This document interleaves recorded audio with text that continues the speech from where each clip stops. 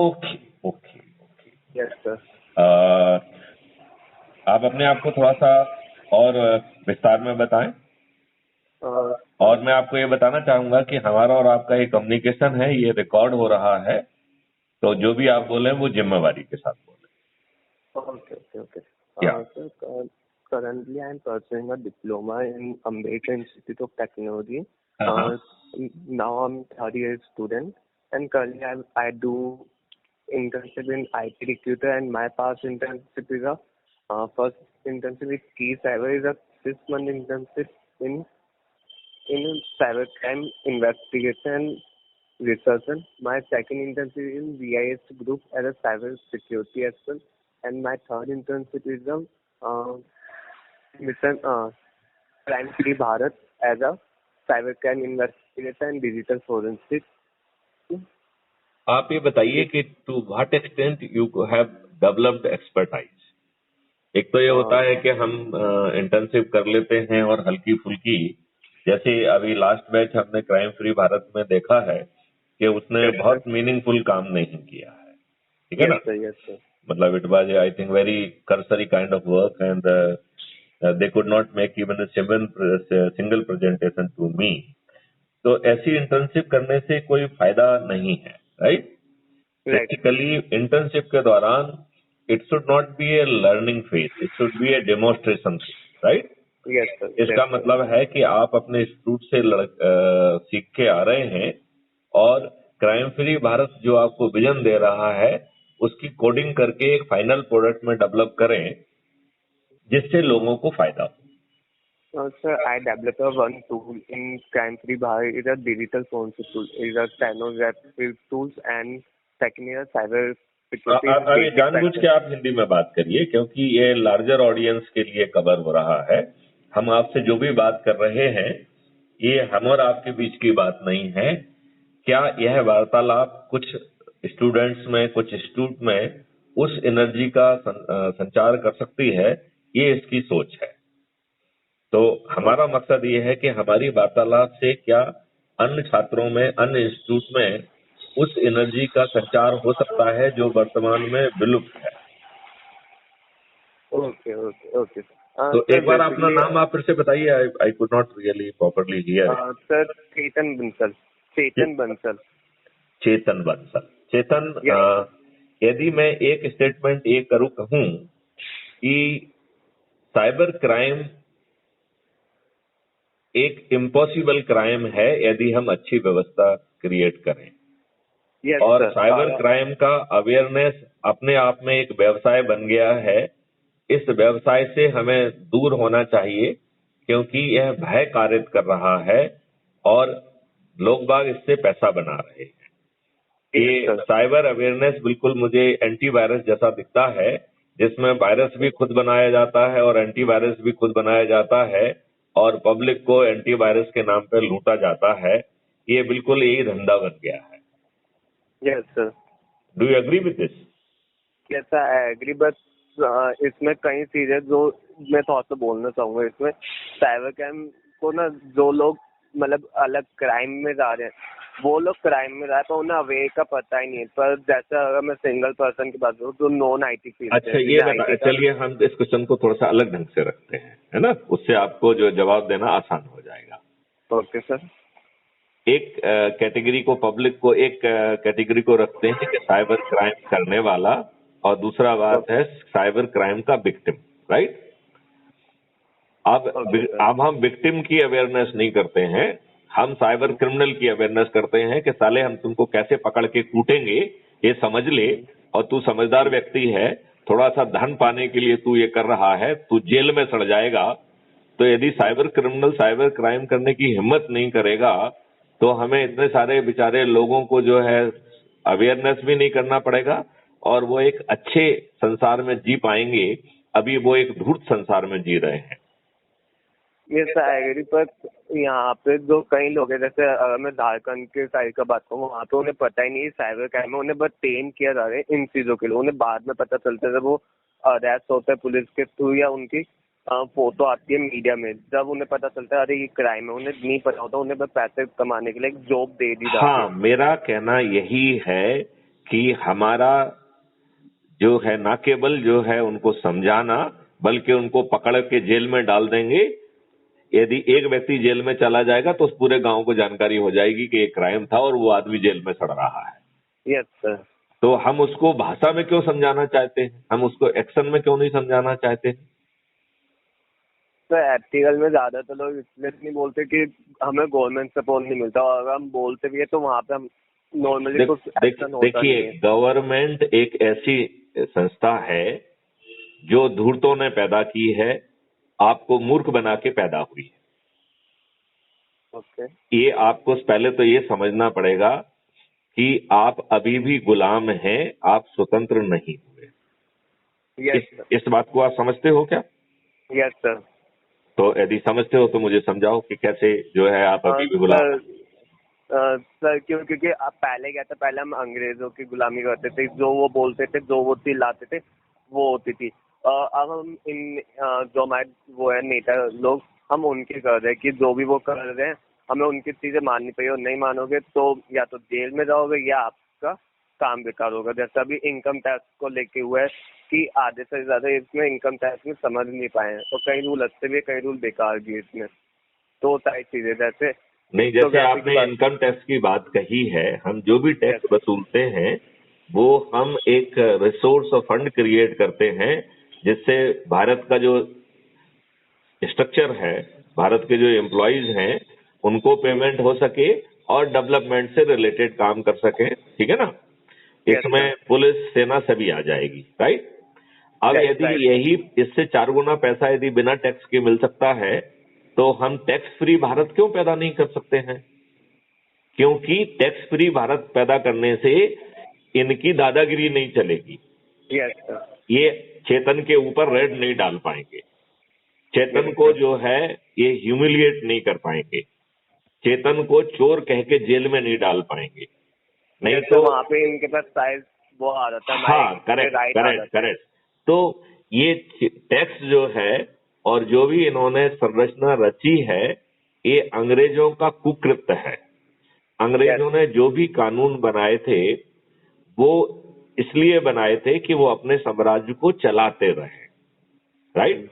और उन्होंने दूसरा उनका मकसद था कि आपको वो शोषण करें, आपको अपमानित करें, आप में हीन भावना डेवलप करें, आपको चोर कहें, आपको जेल में डालें। ये उनका एक बहुत बड़ा ऑब्जेक्टिव था, एक बहुत बड़ा मकसद था, राइट? मतलब धन इकट्ठा करना तो सेकेंडरी था, प्राइमरी एब्जेक्ट आपको जो है हर बार ये एहसास दिलाना कि तुम गुलाम हो, you are a inferior creature. क्या इस बात से सहमत हो तुम? Yes sir. तो जब आपको आजादी नहीं मिली है, आपको ट्रांसफर ऑफ पावर मिला है, इसको आप तकनीकी ढंग से समझते हो क्या? कि नहीं समझते हो? क्योंकि आप जो टेक्नोलॉजी के बच्चे हो, तुमको नहीं मालूम होगा। यदि नहीं मालूम हो तो फिर मैं समझाऊंगा। आप समझा दीजिए। अच्छा, ठीक है। तो मैं आपको ये बताना चाहूंगा कि आपको जो ट्रांसफर ऑफ पावर है, इसका एक एक्ट ब्रिटिश पार्लियामेंट में 17 जुलाई 1947 को पारित हुआ था।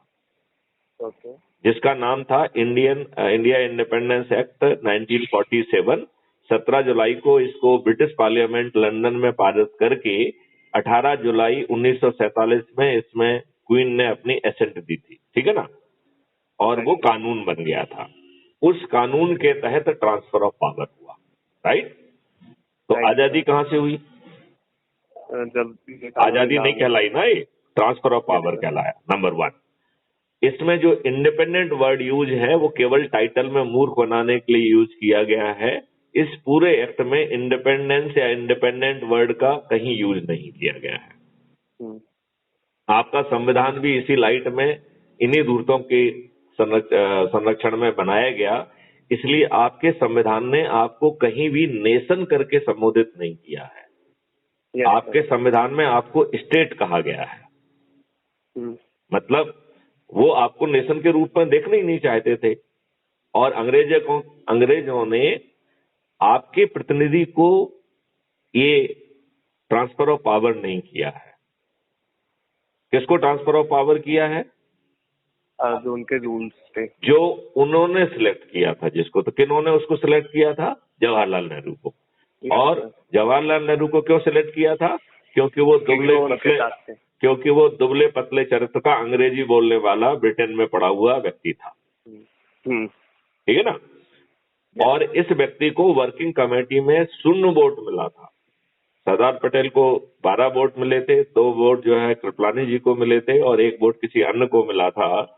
तो इन अंग्रेजों की धूर्तता के कारण एक ऐसा व्यक्ति जिसे भारतीयों ने नहीं चुना, वो आपके सिर पर मढ़ दिया गया एज ए प्रधानमंत्री, और वो अपने जीवन पर्यंत आपका प्रधानमंत्री बना रहा।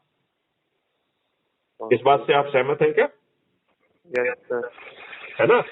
तो अब हम इसकी थोड़ी सी दूसरी बात कहेंगे, हालांकि ये सीधे तुम्हारे फील्ड से कनेक्टेड नहीं है। इस धूर्त व्यक्ति ने आपका जो संविधान बनाया, लोग बात कहते हैं संविधान आम्बेडकर जी ने बनाया है। क्या आप ये बात मानते हो कि संविधान आम्बेडकर ने बनाया है? सर, अम्बेडकर जी बनाते तो ऐसा नहीं बनाते हैं। करेक्ट। तो आम्बेडकर जी ने जो भी चर्चाएं की हैं, कब हुई, कितने बजे हुई, कौन खड़ा हुआ, किसने क्या बोला, श्रीमान जी बोला या जी सर बोला, ये सब जो है डेलिबरेशंस ऑफ द ड्राफ्ट कमेटी के रूप में गूगल में अवेलेबल है, आप खुद भी पढ़ सकते हो। ठीक है ना? Okay sir. अब इस ड्राफ्ट कमेटी में कोई आर्टिकल पढ़ के सुनाया जा रहा था, राइट? और फिर उसमें बहस होती थी, फिर उसे हम एक्सेप्ट करते थे। तो इसका मतलब है ये आर्टिकल पहले से बन के उस ड्राफ्ट कमेटी को दिए गए थे। ये बात समझ में आती है कि नहीं आती है? Yes sir. आती है। तो वो ड्राफ्ट बना के किसने दिया था? वो ड्राफ्ट जो है 7 लोगों ने मिलके बनाया था, जिसकी जो है इनफॉर्मल लीडरशिप जो है वो जवाहरलाल नेहरू के हाथ में थी।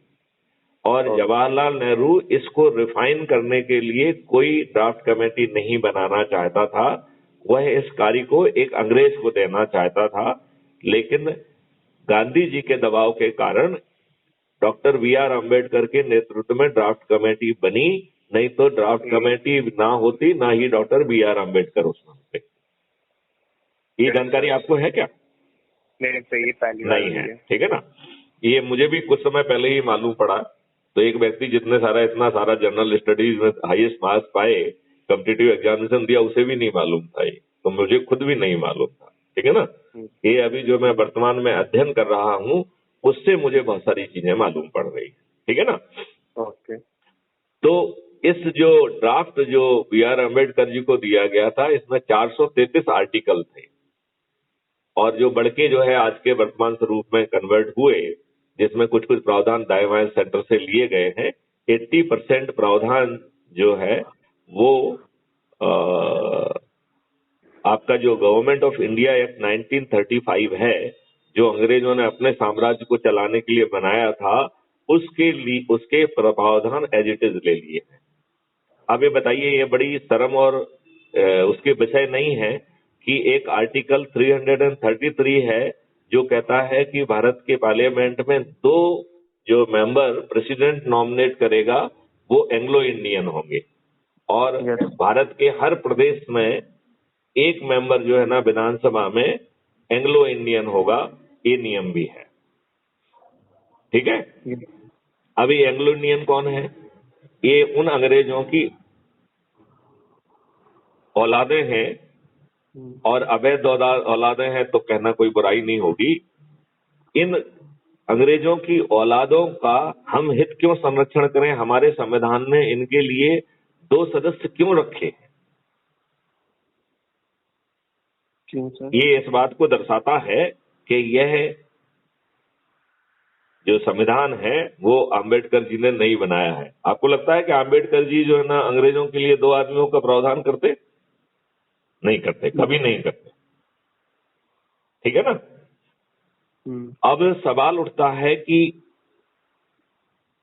नेहरू ने सभी नियम कानून वही यथावत अडॉप्ट कर लिए जो आपको गुलाम ट्रीट करते थे, जो आपको सताने के लिए, आपका चरित्र हनन के लिए, आपका शोषण करने के लिए, आपको तोड़ने के लिए, आपको चोर साबित करने के लिए बनाए थे। वो सब नियम कानून एज इट इज अडॉप्ट कर लिए। आपको मालूम है कि आपकी पुलिस जो है 1861 के पुलिस एक्ट से गवर्न होती है, जो अंग्रेजों ने 1857 की क्रांति का दमन करने के लिए बनाया था। ओके। राइट। तो हमारी पुलिस जो है ना 1861 के एक्ट से क्यों गवर्न होना चाहिए?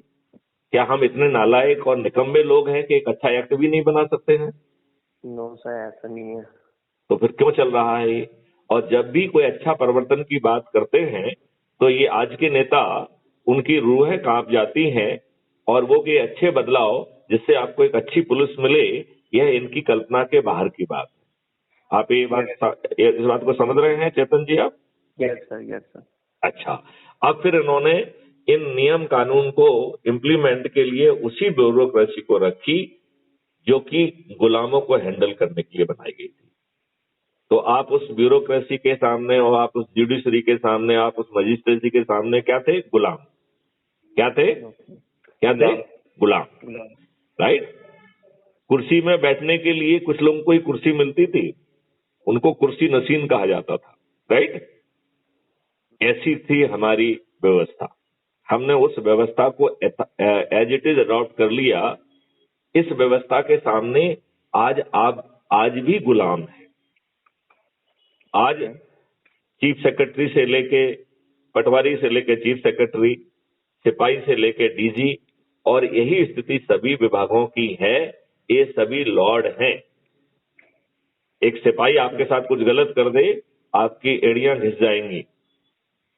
कोई पटवारी आपका नक्शा गलत कर दे, नामांतरण में गलत बात लिख दे, तो आपने वो एक कागज फिल्म देखी है क्या? कागज पेपर। हाँ, पेपर देखी मैंने। नहीं, कागज नाम है उस फिल्म का, देखी है क्या? नहीं, कागज फिल्म नहीं देखी मैंने। हाँ, तो आप इसको सर्च करिए। आजकल हर चीज जो है वो अवेलेबल, हॉटस्टार वगैरह सब जगह पे अवेलेबल होती है, तो आप जो है उसको फिल्म को देखिए। उसमें बताया गया कि परिवार का एक परिवार रहता है, उसका बंदा बाहर जाके बैंड बजाने का काम करता है, फिर वो उसको लोन की जरूरत पड़ती है, तो वो लोन लेने के लिए जो आता है तो उसके लिए उसे एक सपोर्टिंग जमानती पेपर चाहिए रहता है। राइट। तो उसने कहा कि हमारे पास जो है जमीन है, हम उसको लगा देंगे जमानत में और हमें लोन मिल जाएगा।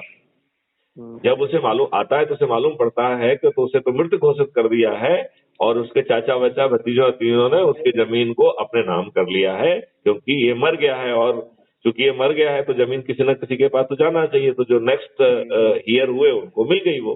ठीक है ना? Okay sir. अब ये पूरी फिल्म में ढेर सारे उपाय करता है ये सिद्ध करने के लिए कि मैं जिंदा हूं। तो एक जिंदा आदमी इतना ड्रामा नाटक करता है ये बताने के लिए कि मैं जिंदा हूं, और हमारी दुष्ट व्यवस्था ये मानने के लिए तैयार नहीं होती है कि वो जिंदा है।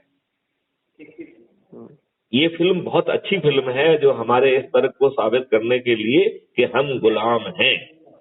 यदि हमारे ये दुष्ट लॉर्ड जो है आपको मृत लिख देंगे तो आपकी चप्पलें घिस जाएंगी, आप अपने आप को जिंदा साबित नहीं कर पाएंगे। Yes sir. तो आप गुलाम हुए कि नहीं हुए? Yes sir. और आप ये लॉर्ड हुए कि नहीं हुए? यदि कोई पटवारी अपने काम को ठीक से ना करके गलत जो है काम कर देता है तो उसे दंड मिलना चाहिए, और उसे लगे तो जेल होना चाहिए, और उससे कंपनसेशन लिया जाना चाहिए लॉ ऑफ टॉर्ट के तहत, जो कि भारत सरकार ने बनाया ही नहीं है। क्योंकि लॉ ऑफ टॉर्ट क्यों बनाएंगे? वो गुलामों के लिए लॉ ऑफ टॉर्ट होता है क्या? तो आप गुलाम हैं। और ये जो आज के जो मठाधीश हैं, ये जो जिनको मैं प्रेफरेबली काले अंग्रेज कहता हूं, ये आपके लॉर्ड बन गए हैं, जिसमें नेता भी आ जाएंगे, ब्यूरोक्रेसी भी आ जाएगी और जुडिशरी भी आ जाएगी। Okay sir. राइट। अब जब तक हम इस व्यवस्था को, और इन्होंने पार्टी तंत्र पैदा कर दिया है, वो पार्टी जो है परिवार की प्राइवेट कंपनियां बन गई हैं, वो उन्होंने प्रजातंत्र का भी गला घोट दिया है। तो आप एक वोट देने वाले गुलाम हैं। आपको मूर्ख बना के आपसे वोट ले लिया जाता है, कभी जाति के नाम से, कभी धर्म के नाम पे, कभी आपको बांट के, कभी आपको साड़ी दे के, कभी आपको फ्रीबी दे के, कभी आपको दारू बांट के। जिसकी जो औकात है उसको वो औकात पूरी करके उससे वोट जो है ना पुटिया के ले लिए जाते हैं, और गुलाम का काम खत्म। जैसे ही आपने वोट दे दिया, इसके बाद आप फिर से गुलाम बन गए। इन दुष्ट काले नेताओं को अपना दरबार लगाने की फुर्सत नहीं होती है, जितना भ्रष्टाचार इन्हें करना होता है ये भ्रष्टाचार करते हैं। इन दुष्ट नेताओं ने अपने चारों तरफ गुंडों की एक टीम पाल ली है, जिन्हें ये बेशर्मी से अपने साथ मंच पे बिठाते हैं और इन्होंने ब्यूरोक्रेसी के ऊपर पूरा शिकंजा कस लिया है। आज ब्यूरोक्रेसी की औकात नहीं है कि वो आपको न्याय दे दे, थाने की औकात नहीं है कि आपका जो है ना अपराध बिना नेता से पूछे, बिना आका से पूछे आपका अपराध पंजीयन कर ले। राइट? आप बिना जो है ना इन आकाओं के पूछे आपके को जिसने लूटा कसोटा, आपको जूते मारे, हो सकता रेप भी किया हो, वो अरेस्ट भी नहीं होगा। हमने ऐसी दयनीय व्यवस्था पैदा कर दी है। हमें पुनः आजादी की जरूरत है। इतनी बात से सहमत हैं क्या आप? Yes sir. तो इस अंश को अपन यहाँ पे क्लोज करते हैं और ये सिद्ध करने में हमें सफल रहा हूँ क्या कि आज की जो व्यवस्था है ये लॉर्डशिप की व्यवस्था है, काले अंग्रेजों की व्यवस्था है। पार्टी तंत्र के माध्यम से इन्होंने प्रजातंत्र का गला घोंट दिया है। पार्टियां जो है ये परिवार तंत्र पे चल रही हैं। इनको इन्होंने जो है इनके कोई दया धर्म नहीं है।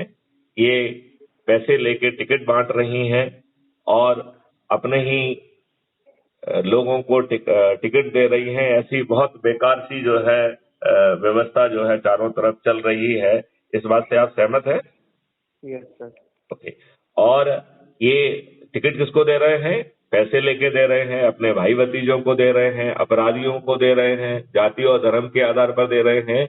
और दूसरी पार्टी के जो दुष्ट लोग अपने लाभ के लिए पार्टी बदल रहे हैं, उनको कई बार जो है ना टिकट तो देते ही देते हैं, उनको टिकट भी दे रहे हैं, मंत्री पद भी दे रहे हैं और यदि उसके कारण सत्ता बन रही है तो उन्हें पैसे भी दे रहे हैं। Yes sir. तो इनका धर्म सत्ता बनाना है, आपको मूर्ख बना के आपके ऊपर अत्याचार करना है और आपके अंदर इतना साहस खत्म कर देना है कि आप रिकॉर्ड पर बोलने की औकात नहीं रखते हैं।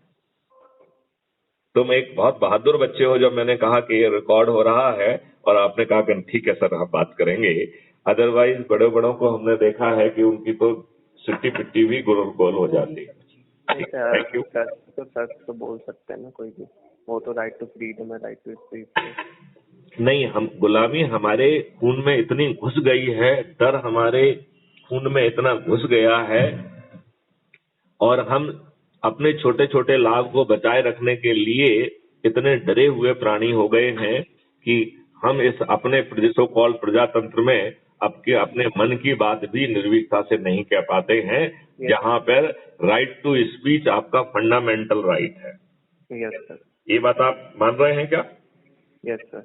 ओके, चलिए तो अब इस अंश का अपन यहीं पे खत्म करके अब अगले मुद्दे पे अपन जाएंगे और अगला मुद्दा रहेगा कि क्या साइबर क्राइम फ्री भारत संभव है और वो भी इसी व्यवस्था के तहत। तो अब हम बात करेंगे चेतन, क्योंकि आप साइबर क्राइम से जुड़े हुए व्यक्ति हैं, बच्चे हैं, आपने हमारे साथ इंटर्नशिप भी की है। मैं ये चाहूंगा कि आप ये बताएं कि क्या साइबर क्राइम करना एक नेक्स्ट टू इम्पॉसिबिलिटी है? हमने लचर व्यवस्था पैदा की है, इसलिए साइबर क्राइम हो रहा है। क्या आप इस बात से सहमत हैं? Yes sir. तो आप अपने शब्दों में जरा बताइए कि जो मैंने कहा है वो कैसे सही है। सर जैसा भी आपने बताया कि कब नेता हो रहे, कब वो सारी पार्टी अपने मतलब अपने आप को ही जिता रहे, मतलब नेता में भी अपने भाई बंधुओं को या जो गुंडे हैं उन्हें टिकट दे जाते हैं, तो वो नहीं, अपन नेतागिरी की बात नहीं करेंगे। अब अपन बात कर रहे हैं कि साइबर क्राइम जो है सिर्फ इसलिए नहीं पकड़ा जा रहा है, इसलिए जो है साइबर क्रिमिनल्स जेल में नहीं चढ़ रहे हैं क्योंकि हमने एक घटिया और लचर व्यवस्था पैदा की है। क्योंकि इन घटिया नेताओं की ये सोच ही नहीं है कि आपको साइबर क्राइम फ्री भारत मिले। अदरवाइज आपको साइबर क्राइम फ्री भारत मिल सकता है, आपको नेक्स्ट स्टेज में पेपर करेंसी फ्री भारत मिल सकता है, नेक्स्ट स्टेज में आपको कर विहीन टैक्स फ्री भारत मिल सकता है और अगली स्टेज में आपको एक्सपेंडिचर फ्री इलेक्शन अरेंजमेंट मिल सकता है, जिसमें आपको क्लोज सिक्योरिटी किसी की जरूरत नहीं पड़ेगी, ना पोलिंग बूथ होगा, एक ऐप के माध्यम से बहुत ही पारदर्शी ढंग से चुनाव होगा और हर नागरिक अपनी वो ड्यूटी वोट देने की ड्यूटी भी पूरी करेगा, जो कि उसकी संवैधानिक ड्यूटी भी है। और यदि वो संवैधानिक ड्यूटी नहीं करेगा तो पहले 1 या 2 चुनाव में उसको इतना जो है ना जानकारी मिल जाएगी कि अगली बार वो हिम्मत नहीं करेगा कि वो अपनी कॉन्स्टिट्यूशनल रिस्पॉन्सिबिलिटी को पूरा ना करे। ओके। तो क्योंकि आप जवाब नहीं दे रहे हैं तो मैं समझाता हूं आपको कि कैसे साइबर क्राइम फ्री भारत होगा और साइबर क्राइम करना एक इम्पॉसिबिलिटी होगी। अच्छा, अब मैं आपसे दूसरा क्वेश्चन पूछता हूं कि आप मुझे ये बताइए, क्या आप साइबर स्पेस में किसी टेलीकॉम सर्विस प्रोवाइडर के बिना क्या आप किसी साइबर स्पेस में प्रवेश कर सकते हैं क्या? No sir. नहीं कर सकते हैं। उस साइबर स्पेस में जाने के लिए आप अपनी फीस भी दे रहे हैं। Yes sir. दे रहे हैं तो वो किसी न किसी माध्यम से फीस भी देते हैं। आप देते कि नहीं देते हैं? Yes sir. Yes sir. तो इंटरनेट आपकी आइडेंटिटी एक फाइल में स्टोर हो जाए, जैसे आपका मोबाइल नंबर जाता है, ऐसी आपकी एक आईडी भी जो है आपके हर पैकेट में रहेगी। ठीक है ना? Yes sir. ये कठिन काम है क्या? नो सर, ये नॉर्मल है, आजकल हो भी रही है चीजें। नहीं नहीं नहीं नहीं, व्यवस्थागत तरीके से होना चाहिए। It should not be pleasure driven, it should be law driven. यदि टेलीकॉम सर्विस प्रोवाइडर ऐसा नहीं करेगा तो उसके ऊपर करोड़ों की हैवी पेनल्टी लगाई जाएगी। तो उसके बाप भी करेंगे कि नहीं करेंगे? Yes sir. नंबर 1। नंबर 2, आपके जो डिटेल हैं they are a private thing, और अंडर द प्राइवेसी यदि वो किसी लीगल चीज को छोड़ के, कोर्ट और पुलिस के हिसाब से छोड़ के, यदि किसी थर्ड को आपके आईडी के डिटेल शेयर करता है तो it will be A cognizable offence, जिसमें टेलीकॉम सर्विस प्रोवाइडर को जेल में भेज देंगे। Yes sir. आज आपके हर डाटा हर कोई शेयर कर रहा है थोड़े से लाभ के लिए। अभी मुझे एक लड़की का फोन आया कि सर जो है हम एक होटल खोल रहे हैं, आप आइए 10 मिनट की ब्रीफिंग देंगे तो हम आपको इतने दिन का जो है ना एक वाउचर देंगे। और उसने इस बात को शेयर किया कि आपकी जो गाड़ी सियाज है उसके डाटाबेस से उसे मेरा नंबर मिला। तो हमारे दुष्ट लोग जो है, जो किसी न किसी कारण से हम उनको कोई चीज खरीदते हैं, कोई डिटेल दे देते हैं, ये दुष्ट लोग उस डाटा को शेयर करते हैं। It is violation of your right to privacy. तो हमको इसको संज्ञेय अपराध बना के यदि 7 साल का जेल का प्रावधान कर देंगे तो ये सब ड्रामा नाटक 2 मिनट में बंद हो जाएगा। और इसके लिए भी हम पुलिस की जगह पब्लिक का यूज करें और वो जो है सब एविडेंस 2 मिनट में बच्चे इकट्ठा कर देंगे। और बच्चों को जितनी, और इसमें अधिकांश केसेस में ये जो भी क्राइम हो रहा है साइबर क्राइम, ये किस लिए होता है? इजी मनी के लिए होता है कि नहीं होता है? अधिकांश साइबर क्राइम इजी मनी के लिए हो सकता है। दूसरा कुछ जो ना ब्लैकमेलिंग और दूसरे छोटे मोटे एवरेशन हो सकते हैं, लेकिन मुख्य साइबर क्राइम अर्थ लाभ के लिए होता है। Do you agree with me? Yes sir. तो अब यदि साइबर क्राइम में अरेस्ट के साथ साथ जितना भी आपने अर्थ लाभ लेने की कोशिश की उसके 10 टाइम पेनल्टी लगाई जाए और आधा उसको दे दिया जाए जो एविडेंस कैप्चरिंग में मदद करे, राइट? आधा पैसा सरकार को जाए। अब जो है जहां पे भी आपको डाउट हो या नॉर्मल कोर्स में सॉफ्टवेयर में ही यही प्रावधान कर दिया जाए कि जो कुछ भी होगा वो जो है ना सब रिकॉर्डेड होगा, वीडियो ऑडियो ये वो। यदि कोई आपसे ओटीपी मांग रहा है तो सिस्टम का बैकएंड एआई जो है एक वर्चुअल ओटीपी क्रिएट करके आपको वो स्क्रीन पर दिखने लग जाएगी, जिससे आप कॉन्फिडेंस से जितनी बार कहोगे उतने बार वो रिपीट करेगा। अब बताइए, एक साइबर क्रिमिनल आपसे कोई ओटीपी मूर्ख बना के कोई लिंक भेज के आपसे ओटीपी लेता है और वो ओटीपी फर्जी जो है आप उसको देते हैं, क्योंकि आपको उसके लिए दिमाग भी नहीं लगाना पड़ रहा है, क्योंकि आपकी स्क्रीन पे ही वो वर्चुअल फर्जी ओटीपी आ रही है उसको बताने के लिए, राइट? अब उस ओटीपी के बाद तो उसका काम बनेगा नहीं साइबर क्रिमिनल का, तो वो अपने बाल नोचेगा कि नहीं नोचेगा? वो आपको दोबारा फोन लगा के माँ बहन की गाली देने की कोशिश भी करेगा कि नहीं करेगा? नहीं करेगा सर। नहीं, बिल्कुल करेगा। कैसे सर? क्यों? क्योंकि इनके साहस इतने बढ़ गए हैं, इन्हें मालूम है कि पुलिस इतनी लचर है। ये चेतन बंसल जैसे लोग जो है ना अपना सिर फोड़ देंगे लेकिन पुलिस इनका केस रजिस्टर नहीं करेंगे। अटेम्प्ट वाले केस तो रजिस्टर ही नहीं होंगे। Yes sir.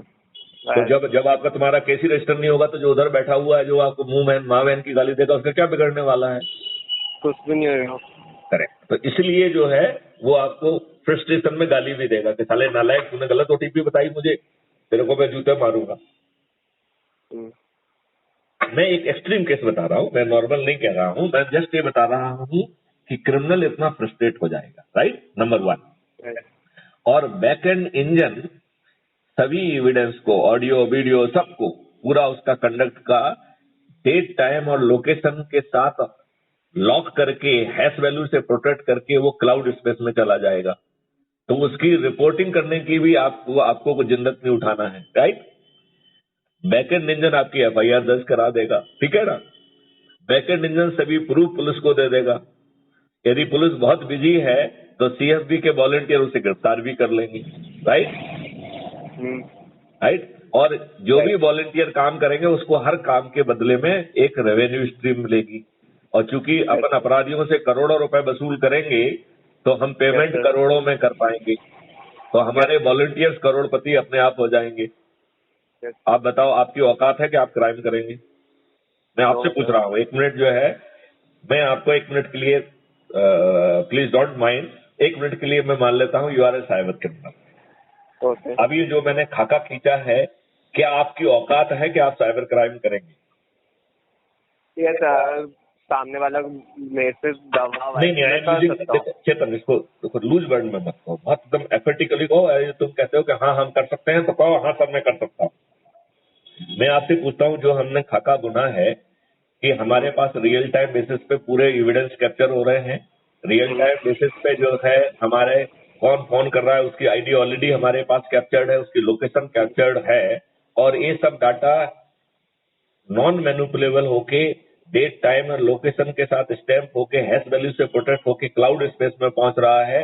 और क्लाउड स्पेस जो है वो डिजिटल चित्रगुप्त है, और cloud space is under the authority, national authority for scientific and technical assistance in investigation and detection of crime. और यदि ये भी प्राइवेसी को वायलेट करेगी तो इसका चेयरमैन भी जेल जाएगा, ऐसी व्यवस्था उसमें हमने कानून में की है, राइट। अब ये बताओ, आप अपनी जगह, आपने आपको थोड़ी देर के लिए साइबर क्रिमिनल मानो, और मैं आपको चैलेंज करता हूं कि क्या आप क्राइम कर पाओगे? और क्राइम बिना जेल जाए आप क्राइम आपको अटेम्प्ट में ही आप जेल पहुंच जाएंगे कि नहीं पहुंच जाएंगे? यस सर, हो जाएगी आराम से।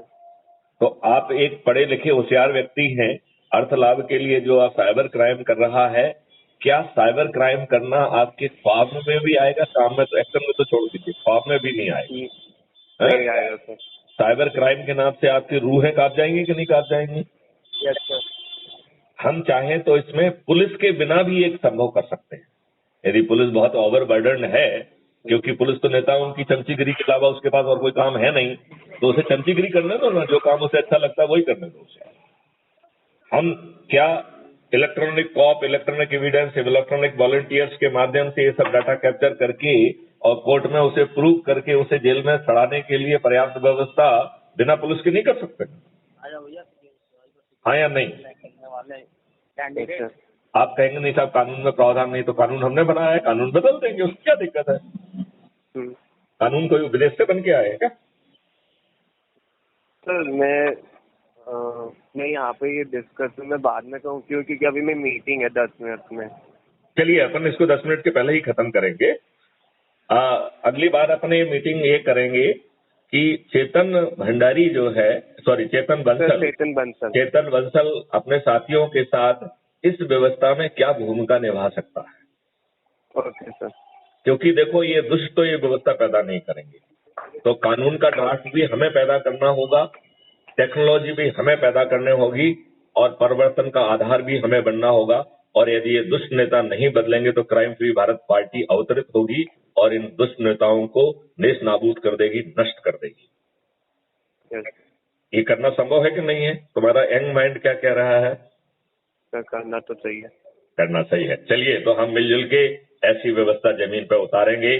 भगवान से प्रार्थना करो कि हमारी सोच जो है जमीन पर क्रियान्वित हो, हमारी पब्लिक जो एकदम जिसकी आशा मर गई है, जिसकी सोच मर गई है, जिसकी सोचने की शक्ति खत्म हो गई है, जो बहुत डरी हुई है, जिसमें ये दुष्ट नेताओं के नेता जो है अत्याचार कर रहे हैं, ये प्राइवेट सेना के बतौर पेश कर रहे हैं, ये जिसका इनका दिल करता है उसको बालिका को उठा के उसके साथ अत्याचार कर सकते हैं, जिस जगह पे इनको दिल करता है उस जमीन पे कब्जा कर रहे हैं। ये आताताई अपने नेताओं के प्रभाव के कारण अपने आप को जो है अजयी घोषित कर रहे हैं। इनके विरुद्ध जो है थानों में अपराध नहीं लिखे जाते हैं, जनता झेल रही है। मैं जनता को इस कम्युनिकेशन के माध्यम से जागृत करना चाहता हूं, जागो, हम पुनः जो है आजादी स्थापित करें। यदि जरूरत है तो संविधान नियमों में आवश्यक परिवर्तन करें, आवश्यकता अनुसार ब्यूरोक्रेसी और जुडिशरी को भी अकाउंटेबल बनाएं। क्या चेतन भंडारी जी, आप मेरी इस बात से सहमत हैं? क्या आप इस महा अभियान में क्राइम फ्री भारत के साथ हैं? यस सर, इट्स चेतन भंडारी। चलिए, तो आप अपने साथियों को खोजिए, हम मिलजुल के टेक्नोलॉजी भी डेवलप करेंगे, वो सब करेंगे, हम मार्गदर्शन देंगे। आप कोड लिखिएगा। कोड लिखना मुझे नहीं आता है, लेकिन कॉस्मोस मुझे बता रहा है कि कहाँ कैसे करना है। मैं आपको पूरी तरह से गाइड कर सकता हूँ और अपने उसके ऊपर वो टेक्नोलॉजी भी डेवलप करेंगे। टेक्नोलॉजी में कुछ खामी रह जाएगी तो उसे इम्प्रूव भी करेंगे और एक अच्छे भारत का, एक आदर्श भारत का हम निर्माण करेंगे। जय हिंद, जय भारत, गॉड ब्लेस यू।